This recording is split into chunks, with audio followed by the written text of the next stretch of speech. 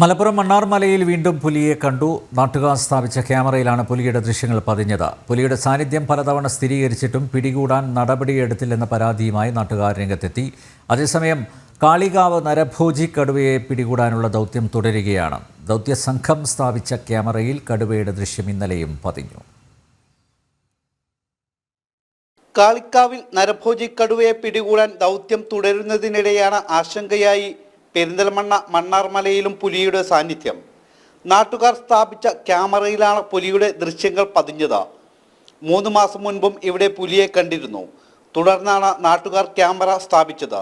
പുലിയെ പിടിക്കാൻ വനം വകുപ്പ് ഇടപെടുന്നില്ലെന്നാണ് പ്രദേശവാസികളുടെ പരാതി. തുടർന്ന് കരുവാരക്കുണ്ട് ഫോറസ്റ്റ് സ്റ്റേഷനിലേക്ക് നാട്ടുകാർ പ്രതിഷേധ മാർച്ച് നടത്തി. പരിഹാരം കാണുക,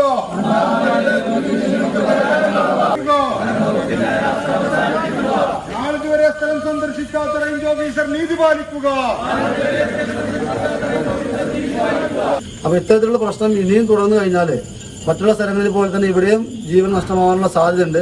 ഇത് നിരന്തരമായിട്ട് ഞങ്ങൾ പറയുന്ന വിഷയമാണ്. ഇപ്പൊ കഴിഞ്ഞ സമയത്ത് കണ്ടതിന് ശേഷവും നമ്മൾ പറഞ്ഞ ആ ഒരു പോയിന്റിലാണ് വീണ്ടും പുലിയെ കണ്ടിട്ടുള്ളത്. ഇന്ന് വരെ അവിടെ ഒരു കൂട് വെക്കാൻ അല്ലെങ്കിൽ മറ്റേതെങ്കിലും തരത്തിൽ ഇതിനെ പിടിക്കാനുള്ള നടപടി ഉദ്യോഗസ്ഥരുടെ ഭാഗത്ത് ഉണ്ടായിട്ടില്ല.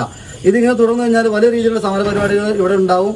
അതേസമയം കാളിക്കാവിൽ നരഭോജി കടുവയെ പിടികൂടാനുള്ള ദൗത്യം തുടരുന്നു. 7 ദിവസം പിന്നിട്ടെങ്കിലും ഇതുവരെ പിടികൂടാനായില്ല.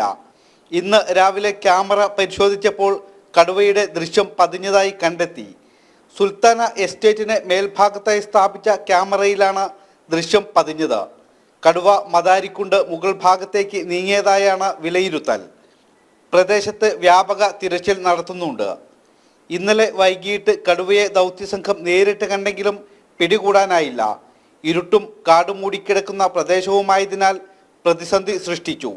ചെങ്കുത്തായ പ്രദേശം കൂടിയാണ് ഇവിടം.